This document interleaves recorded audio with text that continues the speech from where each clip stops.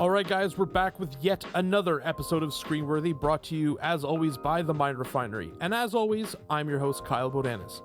This week, John, Neal, and I celebrate the 25th anniversary of Casino by taking a bit of a deep dive into its history, how it was put together, and critical comparisons to one of its predecessors, Goodfellas. If you like what you hear, rate and subscribe wherever you get your podcasts, and if you have time, follow The Mind Refinery on social media. And now, here's the show. All right, here today to talk about the 25th anniversary of the release of Martin Scorsese's epic Vegas mob flick is the man charged with making sure an equal amount of blueberries is in every muffin. An equal amount. John Neal. John Neal, how are you? What's going on, man? Not much. It's a beautiful day in the city. Raining down like crazy. I'm really happy I got to actually rewatch this film, as it's kind of almost nostalgic for me, and I'm sure with a number of other people. This flick dropped in 1995. The illustrious Roger Ebert gave it a 4 out of 4, saying, Martin Scorsese's fascinating new film Casino knows a lot about the mafia's relationship with Las Vegas. Like The Godfather, it makes us all feel like we're eavesdropping on a secret place. Unlike his other mafia movies, Scorsese's Casino is concerned with history as with plot and character. So, Roger Ebert, who has famously been wrong a number of times, Indeed, he loved this one. He thought it was a banger. By my estimation, John, you were 7 when this movie came out. Who was the irresponsible individual who let you see it first? I didn't see it until I was in my late teens, probably closer to the end of high school, before I even actually knew about it. Like, I remember seeing or like hearing about it, or through, I don't know, whatever means we had at the time, but it wasn't until probably till late high school that I finally just went ahead and watched it. Now, did you like put the DVD in? Were you like watching it on TV? Was Frank in there doing it? What was going on? It may have been a Blockbuster rental, to be honest with you, if I remember correctly. For those of you who are not familiar with Blockbuster, you can look at your history books or Wikipedia, and it's what came before Netflix. Sorry, John, continue. Anyway, no, I'm pretty sure that's the first time I saw it. It was either a Blockbuster rental or someone must have given it to me, because I didn't purchase it until years later. So it was either one of those two things. But I saw this with my old man a little after it came out on video, VHS. You can also look on Wikipedia, ladies and gentlemen, if you don't know what a VHS is. When I was in like grade 6, I feel like my initial reaction was liking Don Rickles and the various funny parts that happened in it and thinking, oh, this is funny. But then I kind of really saw the contrast that Scorsese had, not realizing like what it meant from an artistic standpoint, as I was a whelp. But you see the contrast between funny and like extreme violence in this movie. Like, obviously this is a stylistic element. I was pretty desensitized to violence at this point because of like horror movies, and my aunt, who was like my older sister, like saying she's gonna cover my eyes and shit, did not. So I'd been seeing people being disemboweled from a very young age. But like the scene where Pesci and it's his brother who are beaten and buried alive, like that disturbed the fuck out of me as a kid. And like I was like, well, it's weird because I'm gonna tell my old man, because like 1 minute it's funny and 1 minute it's like super violent, and like that was like my entry into Scorsese. Was Casino? Yes. Wow. We That's eased a hell in. of an entry. Yeah, you eased in. We eased just a in. casual ease in with Casino. Yeah. Yeah, I mean, it's pretty fucking intense. And then I didn't see, like, I had seen bits and pieces of Goodfellas. Like, I don't know, like, what was the role of, like, censorship in your family? Like, what would they let you watch?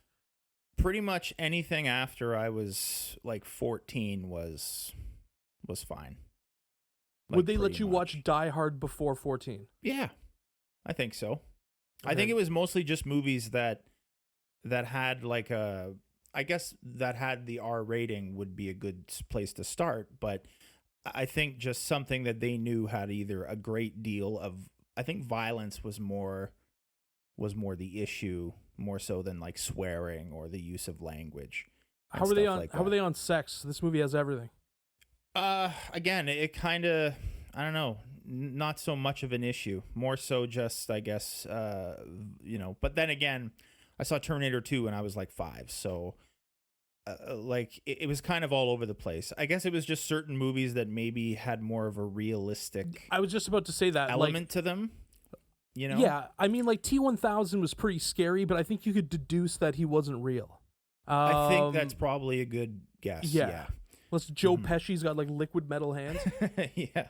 You know, this is one of the movies that anytime it's on TV, I'm watching it, or at least watching, or like getting sucked into watching some of it, because it'll be like a cool scene. It'll be like the beginning or something like that. And I love, the first like 20, 30 minutes of the movie. Or it'll be like a crazy Jimmy Woods part where he's just doing Jimmy Woods things. And, and it's enjoyable on a number of levels, where there's like visually performative, and like honestly, there's little funny ass scenes in it, like every Scorsese movie. Like this movie is remarkably funny for how violent it is. Well, wise guys are funny. Just innately, right? Wise guys are funny. Just the way they talk, the way they crack jokes, the way they're always breaking balls.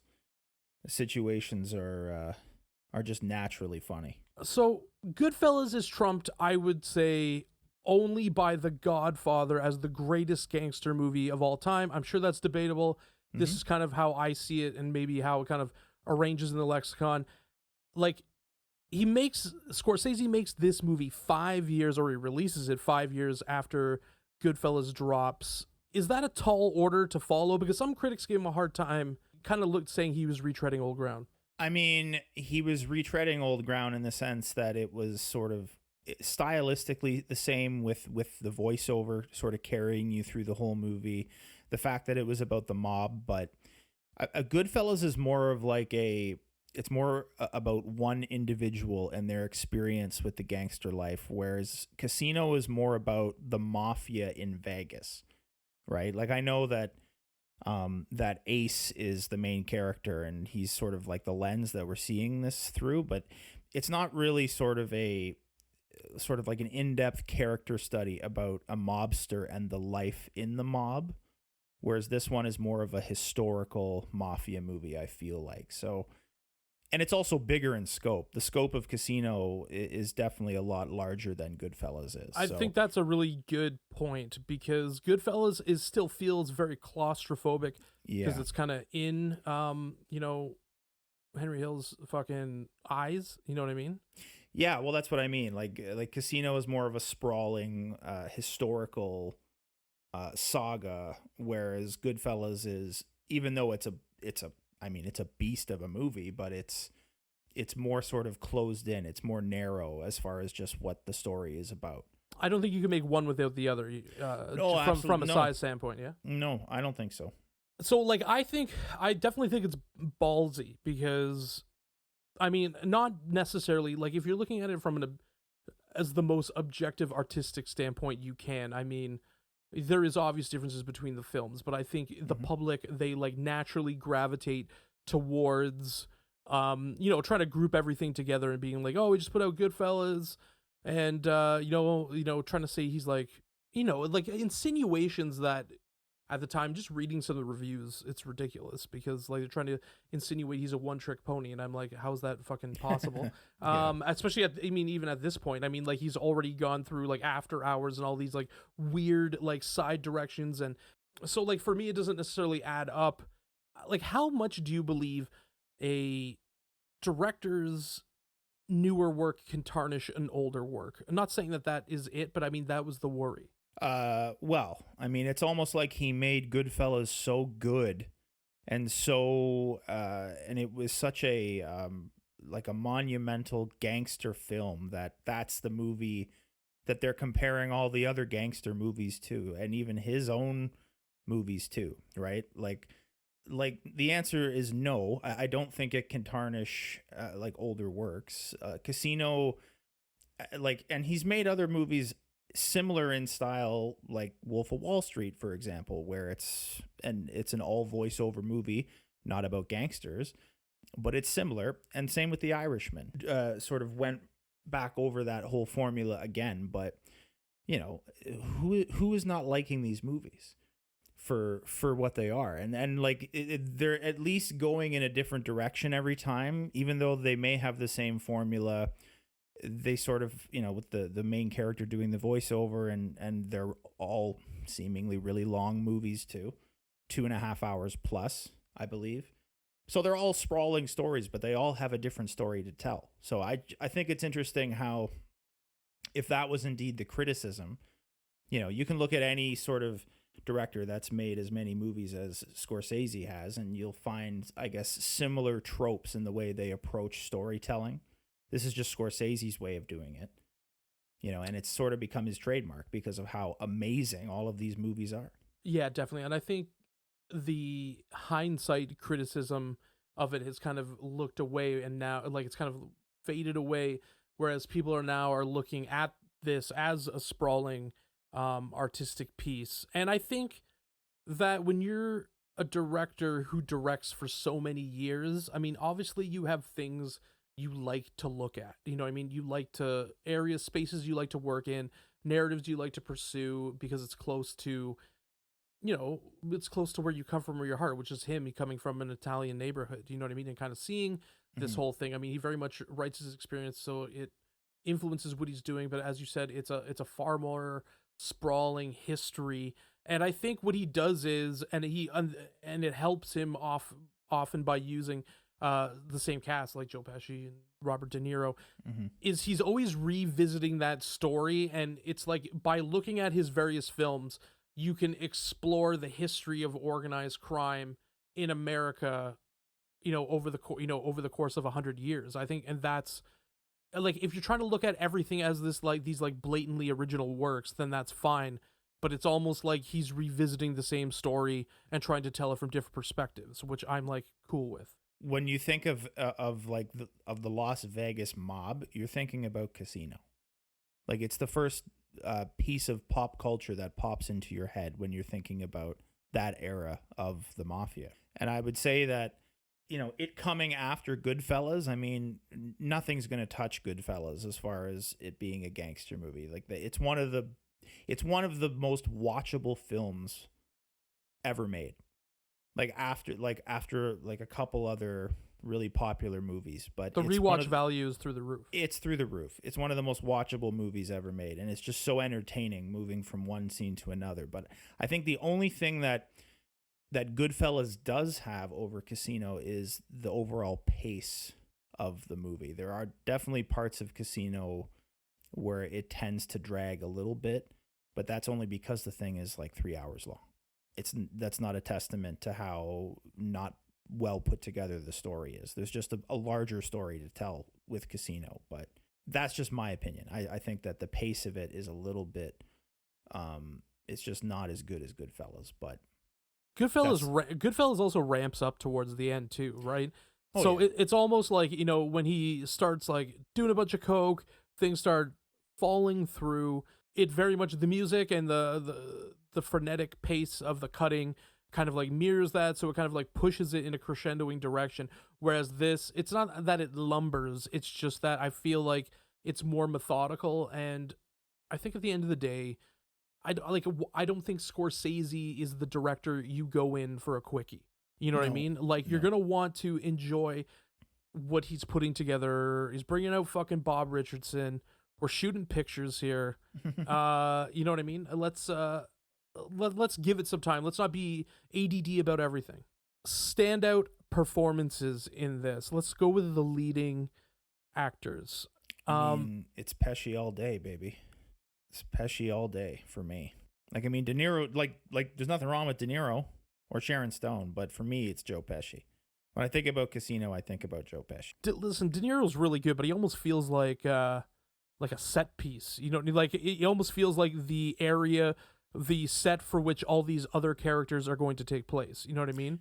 I mean, he's the straight and arrow gangster in this movie, right? He's the one that churns up the least, ruffles the least amount of feathers. Yeah, and a lot of the things that are happening in this is the fuckery around him. Yeah, which Joe Pesci is a huge part of, which I think is interesting, because this was another criticism that some people thought that there was too much of a similarity between his character in Goodfellas, but I think that this it's like the whole setup is different and the whole stakes are different in this. You know what I mean? Like when they go through this, it's like the stakes of multi-million to billion-dollar industries and like the development of an entire area that would become part of the, American experience and like American culture, for better or for worse. Yeah. And I don't think the characters are representative. Like it's everything that they're doing has massive stakes, and it goes beyond their individual personal stakes. You know what I mean? Even though they try to like bring it into the more of the personal stakes with Sharon Stone's character. Mm-hmm. Yeah. What did you think about Sharon Stone's performance? I thought she was great in this. I mean, pretty much every actor in this movie. I mean, Scorsese has an ability to sort of find the right role for people in his movies, and I thought that Sharon Stone was perfect for that part, right? I believe she took the Oscar for that as well. Did she? She was Was she nominated? She was nominated, definitely. Yeah. Nope, she won the Golden Globe. Nice. Yeah, she was nominated. Okay, cool. Yeah, her performance was freaking great. Obviously, Martin Scorsese at this point, the Susan Lucci of the Oscars, had not won yet, nominated for it. I felt her performance was really good. I think I could do with less scenes of her freaking out on drugs. Not that there was a problem with that, as that is what's happening. There was just a lot of scenes of her freaking out on drugs. I didn't feel there was enough scenes of Jimmy Woods looking scumbag enough in the movie. Oh, we're gonna get to don't worry, we're gonna get to fucking Jimmy Woods and being a scumbag. It's like he's method at being this guy's method at being a scumbag. I can't believe this guy was in a John Carpenter movie at one time. It boggles my mind sometimes. In terms of Pesci performances, are you putting this at the top? Like, what rivals it? Oh man, maybe Gone Fishing. Oh my God, Gone Fishing? No. Jeez. Is there a criterion for Gone Fishing? Maybe to be released next year. $39.99. I want to see a 70 mil cut blow up of it. 4K Ultra HD of Gone Fishing. No, like as far as Pesci roles go, this is definitely at the top of the list. I mean, Goodfellas, even Raging Bull would be another really good Joe Pesci movie, even though De Niro sort of is the star of that one too. Are we putting My Cousin Vinny anywhere up there? Yes, My Cousin Vinny would probably be easily in the top 3. My Cousin Vinny. Yep, Lethal Weapon. Come on. I would but yeah, this movie, I think particularly Joe Pesci, like as the gangster, I think this is the movie where he sort of owns that part. Even though, in Goodfellas, everyone talks about Tommy DeVito and how he is fucking nuts, but it's because of the quote. It's because of the quotability of those lines. Yes, you know what I mean. Like the spider scene and all this kind of stuff. The getting rid of the body, and then the mother is like making them dinner after, like at like 2:00 in the morning. It's you know what I mean. I think there's more iconic lines in this. I think part of that comes from the fact that Goodfellas is a little tighter and not maybe more memorable. Whereas when you're in sprawling movies, I think you miss kind of like the nuances. But I think his character has more depth in this. The De Niro role, I'm like, it's good. I don't know if it's top 3. You know what I mean? Like, I mean, he's good in almost everything that he does, really. It's just, it's kind of like at this point, it's like... Up until Ronin. Yeah. It's kind of like just take your pick, really. Like up until that time, like what you really like him in. Because he's done so many amazing roles. But I don't know, just this movie is just, it's just, you just shrug and go, yeah, they're just kicking ass being gangsters again. That's what they do. De Niro should have won for the Bad Grandpa. Fantastic movie with Zac Efron. Zac Efron, I think, is in it. Yeah. Let's talk about supporting roles. Let's start with Jimmy Woods, who is just a toilet of a human being. He's a lovely man. In general. Yeah. He's a lovely man. What did we think of Jimmy Woods? In this, he's this perfect scumbag. This is the thing with Jimmy Woods too, is that like realistically, in terms of as an actor, Jimmy Woods is awesome. Like I Yeah. like him and stuff. And like now because he's been completely like blacklisted by Hollywood, he's doing like the Mayor Giuliani fucking biopic and shit like Yeah. that, and no one sees because no one wants to see shit with fucking Rudy Giuliani in it. Yeah, I mean like it's fucking Jimmy Woods. He plays one of the great all-time scumbags. Fucking Lester Diamond.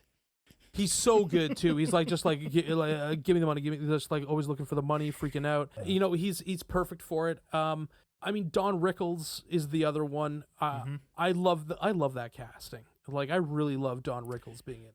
Well, Scorsese said that he wanted it to the whole theory behind putting him into putting him in the movie, because it's not a funny part. He doesn't say anything funny in the movie. I feel like him just being there looking like Don Rickles alone makes it. You're like, well, ah. yeah. But like I guess his whole reasoning behind that was, one, Rickles was there on the ground floor of Las Vegas when it was run by the mob, and he's literally a lifeline to that time in history. And I guess that, you know, having him in the movie, there's a familiar face there that kind of puts you right in that time period in like a weird subconscious way. And I think that was kind of the intention with casting him. Aside from the fact that it's fucking Rickles and the guy's, you know, on the Mount Rushmore of stand-up comics. I feel like there's in his own right, but I feel like there's a 39-minute scene that went into the garbage of it's just like a simulated roast, and he's just hacking everybody. He's just roasting. It's like 39 minutes of monologue. Yeah. I mean, because my grandparents, like I always watch movies with my grandparents, so I'd seen like plenty of Don Rickles. And just like seeing him in the movie, I'm like, that was kind of my like, oh, it's Don Rickles. It's going to be kind of funny. It ended up being traumatic. I mean, the part where Pesci beat the shit out of him was pretty funny. But I mean, you know, it's funny in a not in a ha ha way, but in a oh shit, he's getting his ass kicked. It's funny in a when you've seen a Martin Scorsese beating scene like a billion times, and then you're just like, yeah, this is funny, and then like your Italian uncle's like, yeah, look. This is where he does it. It's a classic scene. Kevin Pollak was in this as well. Was he head of the Teamsters? How do we feel about Kevin Pollak in general? Oh, I love Kevin Pollak. I think he's hilarious. I think he's great. Like he's also really funny. Like he's a really funny actor too. Yeah. And he can pull off, and he's got comedy chops, and he can do like the whole dramatic thing really well. I really liked him in A Few Good Men. He's got some character actor range. And like he's really funny. Like to me, he was the funniest part of The Whole Nine Yards. I don't know if you ever saw The Whole Nine Yards. Yes, I saw it. But I thought he was really funny as like that other mobster that he plays. Obviously, it's more of a caricature, but he's great. And in this movie, he's, you know, it's not a funny part either, but it's a small sort of character part that he plays. That's just part of the puzzle of all the gangsters in this movie. The only thing I resented about The Whole Nine Yards is having to watch Matthew Perry act for long periods of time when he's clearly coming down off coke. Continue. But no, he was great in this. They also had a bunch of other like cameos in this too that I don't like. Alan King is in this. Yes, good. That's excellent pickup. The Alan King thing is fucking fantastic. Who's the head of the Friars Club? Steve right? Allen is in it. I know that. Frankie Avalon is also in it. The other one that is actually sort of under everybody's radar because it's before most people's time is Dick Smothers. He's of the Smothers Brothers. Yeah. He plays, I believe he plays the congressman. Yes, he does. Yeah. Who comes to stay at the casino. But yeah. I think the other one that I really like too, and also Frank Vincent is always amazing in everything that he's in with Scorsese. Billy Batts to this, to obviously The Sopranos. He's fucking great. The other one that I just wanted to mention because I remember reading about this guy, the scene where it's the whole cheaters justice scene where they catch the two guys counting the cards. Yeah. The guy with the glasses that isn't he's the one that's actually playing. It's his partner that's signaling him from the other table or whatever it is. Yeah. That guy's name is Joseph Reddy. He's the first AD on almost all of Scorsese's films that he's ever made. He's a second unit director, and he's been the first AD on everything up until Shutter Island, I'm pretty sure.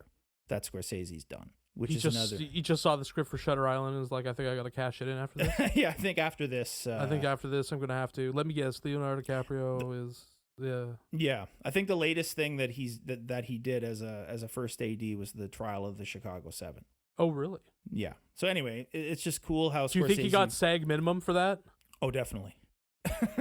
I would have tried to negotiate. Someone probably didn't show up, and Scorsese's like, just fucking get in there. But he finds like all these places for people. Kind of like how like the Smothers Brothers and Alan King and this and Rickles and this, and how he had Jerry Lewis and King of Comedy and stuff like that. Like that's one of my favorites of all of his movies. The Jerry Lewis, the King of Comedy is so classic. He always has ways of getting all these legendary guys into his movies and like these weird parts. And apparently his mother was in it as well. Yeah, she's the one making all the food where all the bosses eat in the back of the deli. Oh yeah, it's fucking Piscano's mom. Yeah, I'm pretty sure. Yeah. Pretty much, if there's an elderly Italian woman cooking in a Scorsese movie, it's his mother. Yeah, well into the 90s, it's got to be his. Like I really, really kind of enjoyed all the little things too, like the Frankie Avalon thing. I thought that was cool. Yeah. Steve Allen. I mean, they even got fucking Jane Meadows. I feel like they de-aged her. It was just really good, and it's one of these like cast mosaics that you see with it. It's funny you bring up Alan King. I thought he was fucking fantastic too. I think he potentially goes under the radar in this film. Yeah. Just because of the you got the big three in it. Obviously you got dirtbag Jimmy Woods. Don Rickles is talking shit the whole time. But I mean, he kind of gets lost in it. Him and Kevin Pollak, I think, really get lost in it. So I mean, the cast is tour de force. As for the parts of this movie that you find the most memorable, what are they? Like, what are your most memorable scenes in this? What are the iconic scenes we're taking from this? Well, Scorsese always has a way with music when he thinks of how he's going to cut a scene, and he always, as they say, he shoots for the cutting room. And this movie in particular has, I think, some of the best sort of put together scenes that are just blatantly shot for the cutting room. One of my favorite scenes is the scene where Nicky brings in his brother Dominic, and they introduce all of his desperados, and they got that Rolling Stones track that kind of kicks in, and it basically is just a scene that just shows them working all of the places in Vegas, stealing jewelry, breaking into stores, and it's sort of a mix match of how they basically do their business. So, and I just love the way that scene's put together, from the camera movements to how they sort of cut it together. It's, if you want to study how to basically build a scene, that's a great scene to look at, just because it has everything. It has great camera work. It's got great lighting. It's got great music. It's got great acting. It's really all the elements coming together. Yeah. Another great scene, obviously, I just touched on, was the Cheater's Justice scene. Same kind of thing in the way that it's sort of cut and put together. The other one, obviously, that you talked about was when Dominic and Nicky die in the sticks. That's the most memorable one for me. That's always the one that like sticks in my brain. When they're all covered in dirt and stuff. It's really intense. It's really unsettling if you're not like Scorsese desensitized yet. Yeah. And just like a really harsh scene that shows how Vegas was really built. Mm-hmm. And then, of course, who could have a Scorsese movie without a long-ass Steadicam shot? The whole count room sequence where he talks about the guys in the back room counting the money. This is one of my favorite Steadicams of all time, actually, to be very honest. Mm-hmm. Obviously, the Steadicam scene where he's going through the restaurant, through the back of the kitchen, in Goodfellas, that's the iconic one for me. It's obviously fantastic. But like that, when he's going and introducing everything that's going on in the back, it's really cool because I like how it just sets up. Because I think in order to understand the movie, like for example, with Queen's Gambit, you didn't have to explain chess to understand that movie. Yeah. I feel like you need a little bit of understanding what the rules and operational ideas are with Las Vegas. to see how people are gaming them and then seeing how they're like developing over time and being abused and all this kind of thing. Yeah.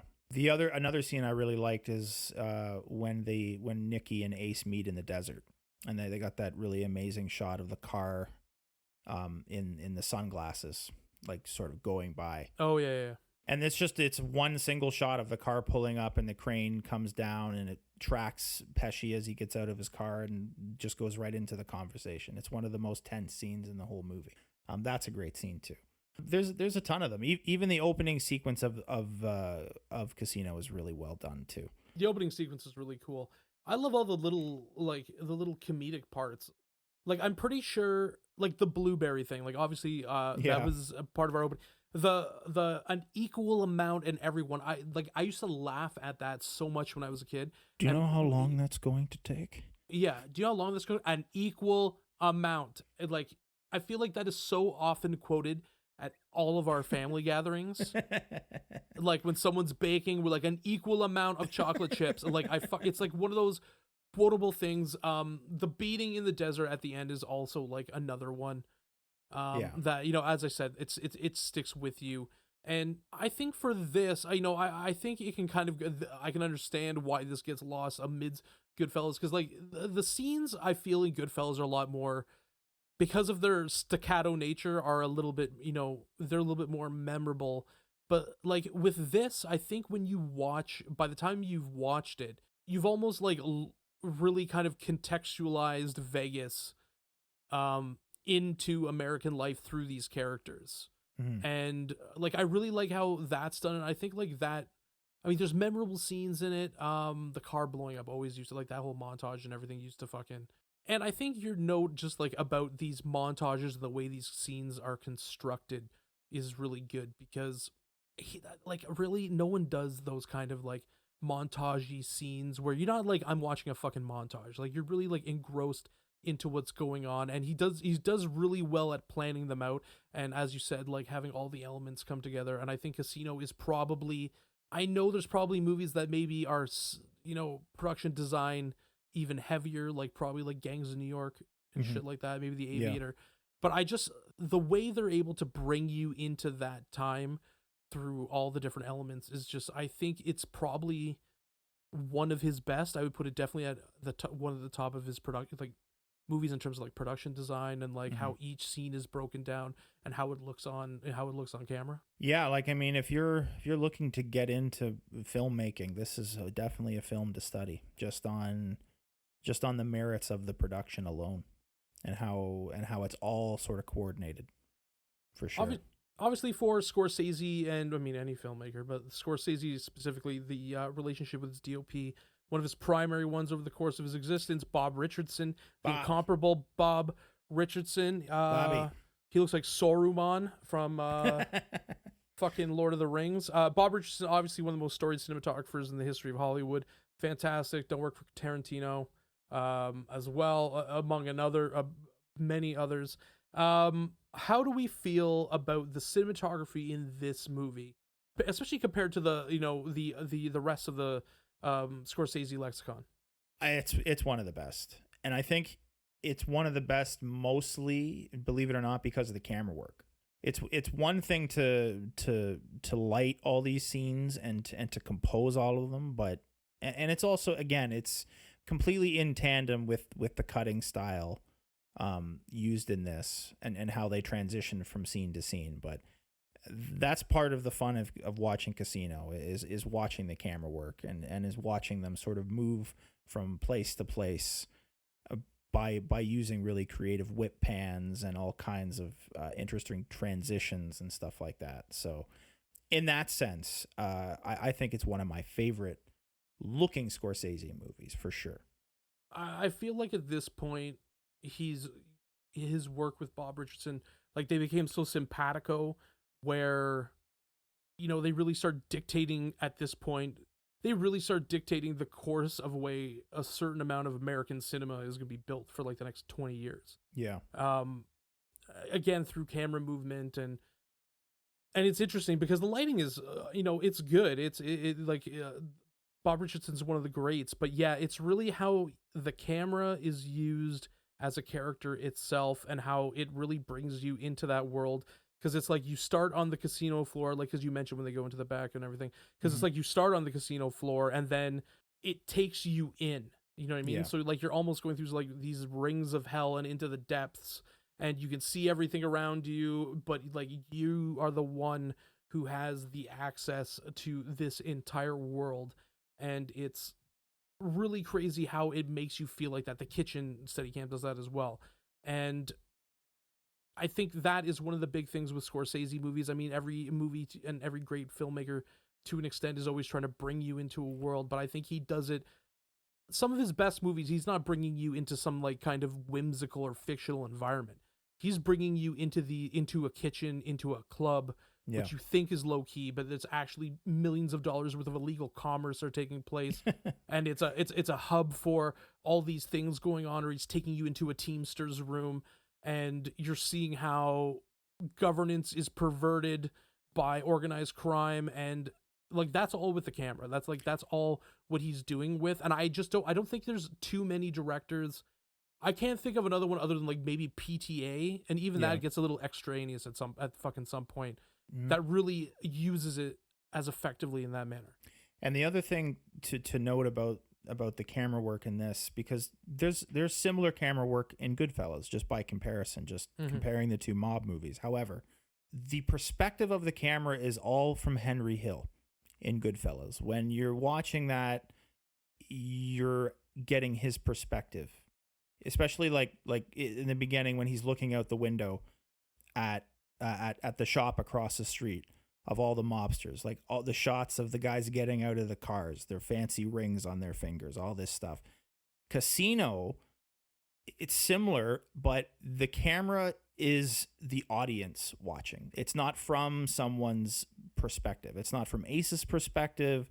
It's not even from Nikki's perspective, even though they're talking over the images most of the time in their voiceover. The camera really does just feel like a fly on the wall. The audience has just got a window into this, whereas, like I said, in Goodfellas, it's all from Henry's perspective. So, and I think this is one of the primary differences you've touched on here too. Yeah, done through like POV, whereas Goodfellas, although it talks about the culture of being in organized crime, it is very much a character study for me. Yes. Just in terms of how it is, and like obviously people will argue Casino is also a character study, but it's not as insular into one character's existence as you're saying. It's more a history, and it's more a wider lens, which is why I think some people maybe didn't like it as much, because I feel like people are naturally more drawn to character studies because there's empathy, there's relation, but here you are watching, as I said, a piece of like American culture, for better or for worse, kind of being built. And it's almost like, rather than seeing it through someone else's eyes, as you're saying in Goodfellas, what you're looking at is you're watching events unfold from a vantage point. And I mean, that's a completely different way. I mean, even the framing is a lot different. I mean, like, I find that Goodfellas leans a lot heavier on close-ups and stuff like that. It's a lot more point blank in the way it's shot. Whereas Casino is really making you take in. Casino is bigger from a visual standpoint. You're seeing these whole fucking massive rooms, whereas in other of his movies, especially ones where it's like police dramas, that kind of stuff, it's claustrophobic. In, I think, the only other movie up until this point that is as big from a perspective standpoint from the camera is probably Age of Innocence, only because like you're trying to get Edith Wharton's like America into your lens, and although that is still character study, but but I definitely think that's a really good point with Casino. I think once people started realizing that was when, this is why you're seeing like a critical change, like a more of a like a revisionist look at Casino, especially like when you're reading all these articles that are coming out about 25 years after, a lot of some of them have been about just that, and like, what does it mean to the filmmaking and popular culture lexicon now, instead of just being in Goodfellas' shadow. I also think that part of it is that like you get Goodfellas on TBS like a billion times, and they fucking take out all the swearing. So it's like, how many times have you had to cram down your throat? So it's almost like, can I? Which it's a fantastic movie. It's fucking, you can watch it a lot. But whereas Casino, I think is like the less, like, people have seen that movie less. You know what I mean? If that makes any sense. Sure. Yeah. It's definitely not as well known as Goodfellas. Definitely in the grand scheme of Scorsese movies. Yeah, I remember trying to watch Goodfellas on TBS one time. It's a 2 hour and 45-minute movie, and it said on my satellite that it was only an hour and a half. So they managed to cut out an hour of it because of all the swearing. It's just a scene of him meeting his wife, a scene of him eating dinner, and then a scene of him picking up his newspaper at the end. That's like all it is. It's like the Mad TV Sopranos sketch when it's on like Christian TV. It's the whole episode's 3 minutes long. Oh, it's so. I completely forgot about that shit. I mean, you just mentioned, and we've been talking about the Scorsese lexicon. Before we wrap up, let's, where does this live in the Scorsese filmography, and where does this live in Hollywood lore? Well, as far as the Scorsese filmography goes, I think it probably sits at about 5 or 6. What's your favorite? Me. My favorite Scorsese movie or his best movie? Fuck the best. What's your favorite? My favorite Scorsese movie is probably Goodfellas. Pound for pound, I'd say Goodfellas. Like, okay. I loved, like, for discussion purposes, what do you think is his best? Raging Bull. I think so. I think that's fair. It's a complete, like, it's really intimate, and just the story of him, like, it being his catharsis, getting off like coke addiction. I'm like, that's pretty crazy. And Raging Bull is like it's a tour de force. Like, it's an American classic. Not only is it brilliantly directed and stylized and shot, the performance by De Niro it's one of the best performances maybe in Hollywood history from a leading actor. But, like, I love Taxi Driver. Taxi Driver was one of the first Scorsese movies I'd ever seen. It's a brilliantly stylized portrayal, and a really interesting character study. The Departed, incredible. Wolf of Wall Street is incredible. Even Mean Streets, to some degree, I would say, is sort of in that original sort of gangster realm for Scorsese, because it's like one of his first movies. And even The Irishman to some degree, but, like, he's done a ton of other movies, obviously, that we haven't talked about. Like, Bringing Out the Dead is a great movie too. Age of Innocence. If you want to watch Kundun again, just go once, for it. Just once, just do it once. I'm good with the one with just the one time. The one is good. Yeah, like he's done better. Like, some of his best visual movies, like Wolf of Wall Street, might be my favorite. Like, from a stylistic standpoint, it's right at the top of that list. I know that he used the same DP, I believe, for Silence. It's Roberto Priego or something like that. He's the Italian DP that he's been using lately. So that guy's really good, and I think he shot The Irishman too. But anyway, like Casino, in his list, I think it sits about 5 or 6, just because he's got so many other incredible movies. But for him, this is like I said, for him, this is like a 5 or 6. If this was just any other filmmaker's movie, it'd probably be their best that they would ever make. Yeah, I mean, for him, it's tough, because there's also I really love some of the weird 80s ones too. Like, I really like After Hours and shit like that. Yeah, After Hours is really good. That kind of stuff. I do love Mean Streets. I think probably, Raging Bull is his best. It's not one of my favorites. It's in, like, I enjoy it, but there's always, I can't watch it over and over again. Like, for me, it's kind of all about how much can I live with this movie? You know what I mean? Like, if I can't... No, 100%. Yeah. If I can't watch it over and over again, like, for example, Silence is, I believe, genius filmmaking, but I'm not going to watch it again. Nope. Because I just can't. I can't put myself through it. No. I don't even have enough time in existence left to watch it. Bringing Out the Dead is another fucking good one. I love Hugo. Yeah, see, Hugo is another one I never think about, except for the fact that it's probably the best 3D movie I've ever seen. Like, in all seriousness, it's the best use of 3D technology in a mainstream motion picture that I've ever seen. And it's a kids movie. I don't think he's ever done a kids movie. That was his first one. Yeah, he said he wanted to make it because I believe his youngest daughter was like 9 or something at the time, and he wanted her to be able to watch something that he made. And then he was laughing because he was on Letterman. He's like, she can't really watch any of my other movies at this age. Yeah, I can't really watch Nicky Santoro torture Tony dogs. Yeah, because it's just not appropriate. I wish Wolf of Wall Street came out before that so we could like fucking. He could show her Wolf of Wall Street. There's actually only 5 minutes of this film reel you can actually take in. What's a Quaalude? Yeah, what's a Quaalude? It's candy. Yeah. Don't eat. Don't ever eat it. Don't eat it. Yeah, I think that, for me, it's probably it's top 5. I think that when it originally came out, I think it just got unjust criticism. I think people were just trying to, American culture, you know how it is. You have your heroes, they build them up, and then they fucking tear them down.